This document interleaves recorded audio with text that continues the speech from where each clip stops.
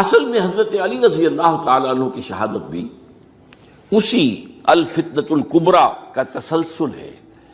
وہ جو عبداللہ ابن سبا کا پیدا کردہ عظیم ترین فتنہ تھا، اسی کا ایک نتیجہ حضرت علی کی شہادت بھی ہے، لیکن وہ بات ذرا تفصیل سے سمجھنی ہوگی. اور اس کے لیے میں ممنون احسان ہوں، حال ہی میں ایک کتاب چھپی ہے، ڈاکٹر سید رضوان علی ندوی، وہ محقق ہیں تاریخ کے، انہوں نے بڑی تاریخی تحقیق کے بعد جو باتیں بیان کی ہیں وہ میں آپ کے سامنے رکھ رہا ہوں. عرب میں جنوب مغرب کی کونے میں جہاں یہ یمن بھی آباد ہے، اس کے اوپر نجران ہے، اسی علاقے میں یمامہ کا علاقہ کہلاتا ہے. یہاں ایک قبیلہ آباد تھا بنو تمیم. یہ جو لوگ تھے بڑے کرخت مزاج، جنگجو، اکھڑ، ضدی، اور جس بات کو ایک دفعہ مان لے اس پر اڑ جانے والے اور مر مٹنے والے. یہیں سے فتنہ پہلا اٹھا تھا. سب سے بڑا جو نئے جھوٹے نبی کھڑے ہوئے تھے ان میں سب سے بڑا تو مسیلمہ کذاب تھا. یہی تو علاقہ تھا. اور اس کے خلاف اس فتنے کی سرکوبی میں کتنے صحابہ، 1200 صحابہ ایک جنگ کے اندر شہید ہوئے، جن میں 500 جو ہیں وہ حفاظ تھے رضی اللہ تعالیٰ عنہ اجمعین. تو یہ لوگ جو یہ تھے بڑے زوردار تھے. اس قبیلے کے بارے میں حضرت عمر رضی اللہ تعالیٰ عنہ نے ایک بڑی عجیب حکمت عملی اختیار کی. ان کو وہاں سے اکھاڑ کر اور ایران کی سرحدوں پر آباد کر دیا، اب جہاں پر جہاد ہو رہا تھا، تاکہ ان کے اندر جو یہ جنگجوئی ہے یہ اب اس مقصد کے لیے استعمال ہو. اب وہ دارالاسلام کی توسیع کے مقصد کے لیے استعمال ہو، اور وہ ہوئی. حضرت عمر نے 2 چھاؤنیاں بنائی تھی رضی اللہ تعالیٰ عنہ، کوفہ اور بصرہ. کیونکہ ظاہر بات ہے کہ اب جو اسلام کا دائرہ پھیل رہا تھا اور اسلامی حکومت پھیل رہی تھی، اور زیادہ تر جو ہے مشرق کی طرف پھیل رہی تھی، ایران اور خراسان وغیرہ کی طرف. تو اب مدینے سے اس کا کنٹرول اتنا آسان نہیں تھا، فاصلہ تھا. تو چھاونیاں بنائیں تاکہ یہ اس سرحد کے اوپر یہ موجودہ مرکز رہے یا فوجیں موجود رہیں، کہیں کوئی بغاوت ہو تو اس کو کچلنے کے لیے وہ قوت فوری طور پر دستیاب ہو سکے. یہ لوگ ہیں کہ جو عبداللہ ابن سبا کی فتنے سے سب سے زیادہ متاثر ہوئے. ان کی مزاج میں وہ کجی تو تھی نا. حضرت عمر بھی ان کا جو ایک مضبوط کنٹرول تھا انہیں دبائے رکھا ہے، اور ان کا رخ جو ہے ایک دوسری طرف موڑ کر اس سے اسلام کو فائدہ پہنچایا.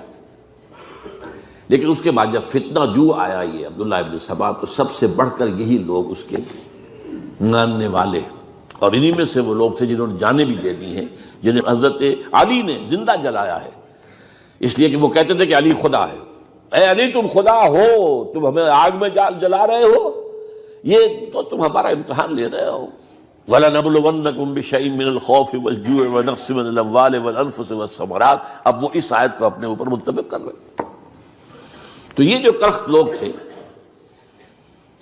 انہوں نے در حقیقت جو ہے عبداللہ ابن سبا کے کردار میں سب سے بڑا رول پلے کیا، اور انہی کے ہاتھوں حضرت عثمان شہید ہوئے رضی اللہ تعالیٰ. اور اس کے بعد انہوں نے حضرت علی رضی اللہ تعالیٰ عنہ کو اپنے گھیرے میں لے لیا، کیونکہ انہی کی کثیر تعداد موجود تھی مدینے میں جب حضرت عثمان شہید ہوئے. اس کے بعد اب ظاہر بات ہے کہ کوئی نہ کوئی تو خلیفہ ہونا چاہیے تھا. حضرت طلحہ سے کہا گیا، انہوں نے معذرت کر لی. حضرت زبیر سے کہا گیا، انہوں نے معذرت کر لی. اب ظاہر بات ہے کہ حضرت علی آخر امت کو چھوڑا تو نہیں جا سکتا تھا بغیر امام کے. انہوں نے قبول کر لی، اگرچہ حضرت حسن روکتے رہے کہ ابا جان یہ ان لوگوں کی بیعت جو ہے آپ قبول نہ کیجیے. حضرت حسن تو ان میں سے ہے جو حضرت عثمان کے دروازے پر کھڑے تھے پہرے دار کی حیثیت سے. حسن اور حسین رضی اللہ تعالیٰ عنہ، انہیں تو معلوم تھا فتنہ جو کون لوگ ہیں. اس کے بعد حضرت علی رضی اللہ تعالیٰ عنہ نے اسی حکمت سے، جس حکمت کے تحت حضرت عمر نے یہ چھاونیاں آباد کی تھیں، دارالخلافہ بھی مدینے سے کوفہ منتقل کر دیا تاکہ پورے عالم اسلام کو کنٹرول کیا جا سکے اس مرکز کے ساتھ.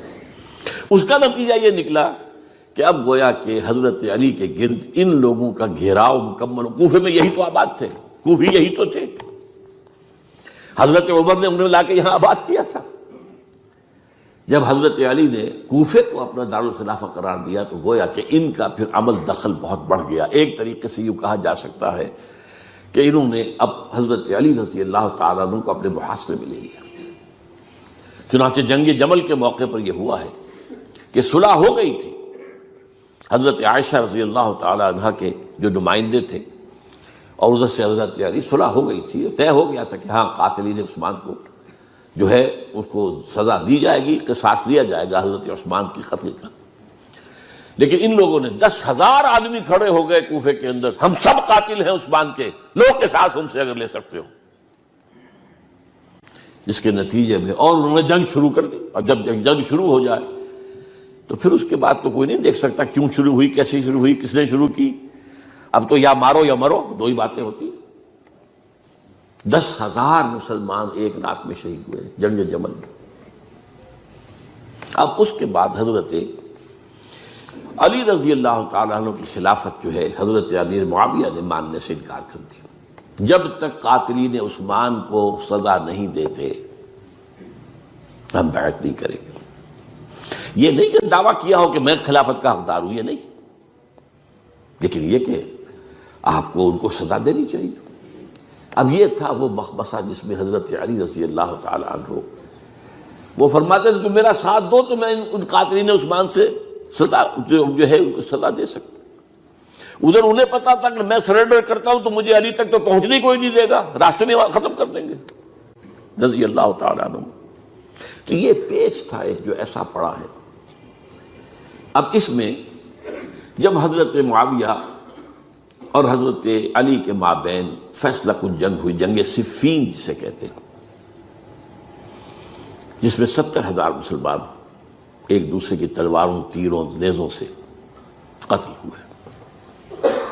اس موقع پر حضرت معاویہ کی طرف سے ایک آفر آئی. قرآن مجید کو نیزے پر اٹھا کر لوگوں نے کہا کہ یہ خون ریزی بند کر دو، ہم قرآن کا فیصلہ ماننے کو تیار ہیں. حضرت علی دیکھ رہے تھے کہ یہ اصل میں میری فتح کو شکست سے بدلنے کا پروگرام ہے. تقریباً فتح میری ہو چکی ہے، لیکن یہ جو طبقہ تھا یہ انہوں نے کہا نہیں بڑی ٹھیک بات کہہ رہے ہیں، وہ مانیے ان کی بات، جنگ بند کی.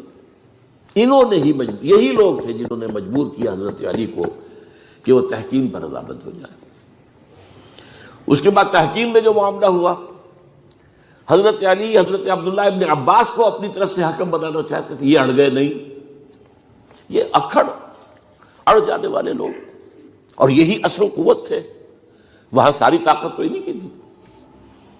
تو انہوں نے ابو موسیٰ اشعری کو اپنی طرف سے مقرر، وہ بہت نرم خو آدمی تھے، انہیں برابر.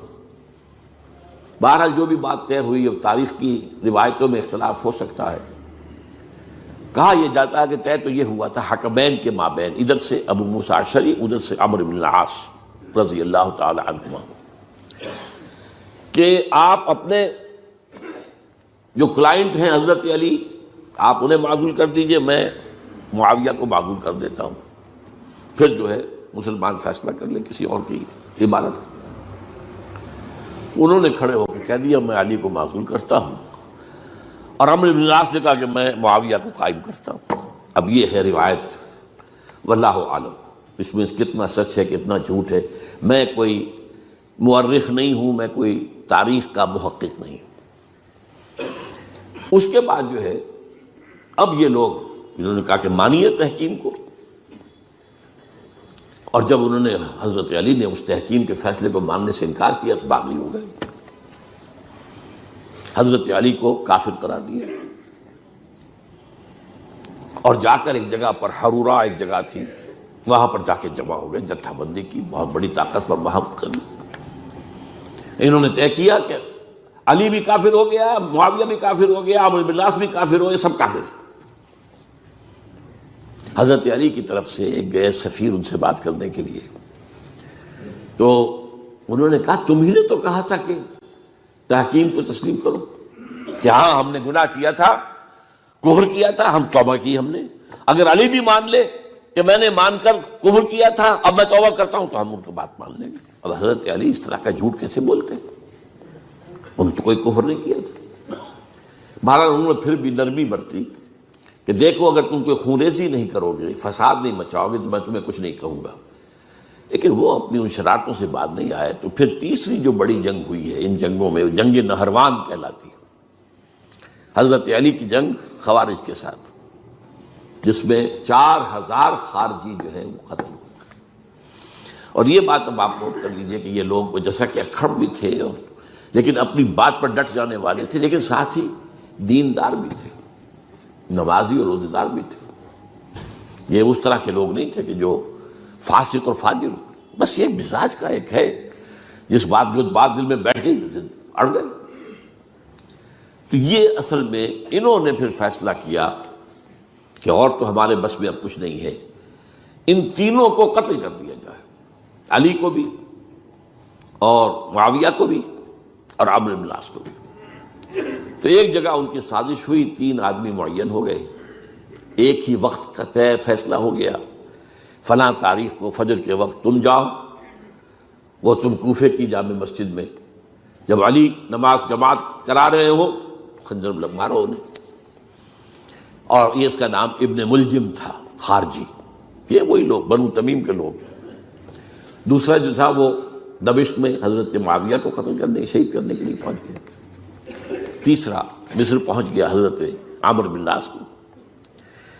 اب یہ بات اللہ کی طرف سے ہے، یہ تو اس کی مشیت ہے، اس کا فیصلہ ہے۔